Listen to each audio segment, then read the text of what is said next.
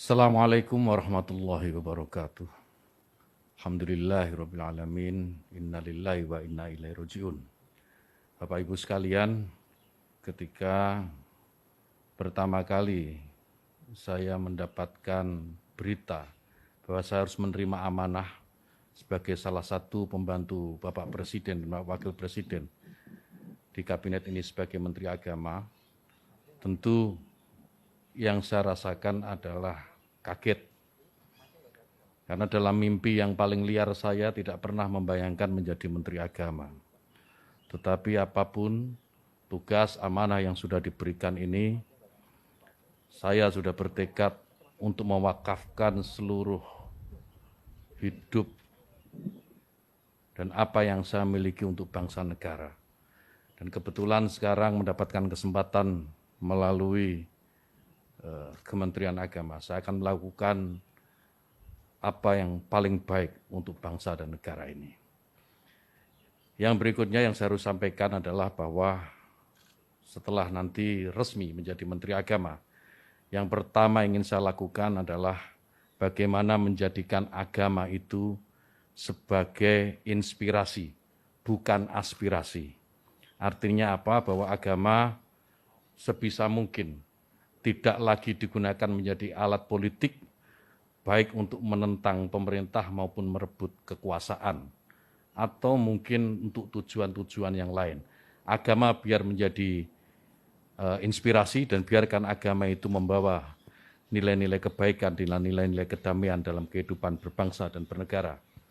Kemudian yang kedua tentu tugas yang tidak mudah, yaitu bagaimana bisa meningkatkan yang pertama adalah ukhuwah Islamiyah.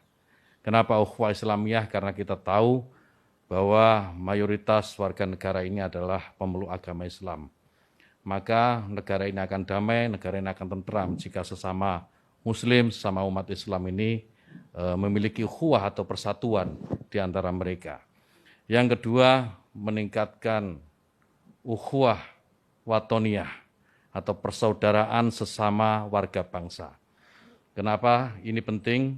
Karena kita tahu bahwa Indonesia ini merdeka, Indonesia ini lepas dari jajahan kolonial, itu karena perjuangan oleh semua agama, bukan hanya Islam. Umat Muslim, kaum Kristiani, Hindu, Buddha, Konghucu, dan semua agama yang ada di Indonesia, pada waktu pergolakan kemerdekaan mereka terlibat.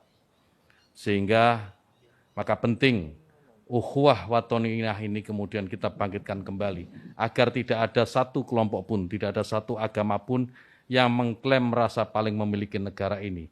Semua berhak memiliki negara ini. Kemudian yang ketiga, ukhuwah basyariah, persaudaraan atau persatuan sesama umat manusia. Saya sering mengutip dalam beberapa kesempatan apa yang disampaikan sahabat Nabi, sahabat Ali karamallahu wajhah, bahwa mereka yang tidak saudara dalam iman adalah saudara dalam kemanusiaan. Ini saya kira penting untuk menjadi kesadaran bagi seluruh warga bangsa ini. Jika ini dilakukan, maka saya meyakini ke depan Indonesia ini akan jauh lebih tentram dan pembangunan yang tadi sudah disampaikan oleh beberapa calon menteri tadi, itu akan lebih mudah untuk diwujudkan. Kemudian yang ketiga yang tidak kalah penting adalah bagaimana bisa memajukan pendidikan agama di lingkungan Kementerian Agama. Pendidikan agama apapun, termasuk tentu di dalamnya adalah pondok pesantren. Bagaimana pondok pesantren bisa didorong mandiri dan pada akhirnya akan melahirkan kader-kader terbaik bangsa, kader-kader terbaik yang bisa memberikan sumbangsih terbaiknya untuk bangsa dan negara. Saya kira demikian. Yang terakhir mohon doa restu Bapak Ibu sekalian dan seluruh rakyat Indonesia agar amanah ini bisa saya laksanakan dengan sebaik-baiknya. Istiqomah dalam kebaikan dan tentu saja membawa kemajuan bagi bangsa dan negara. Allahul muwaffiq ila aqwamit thoriq. Wassalamualaikum warahmatullahi wabarakatuh. Terima kasih Pak Gus Yakut. Berikutnya Pak Sakti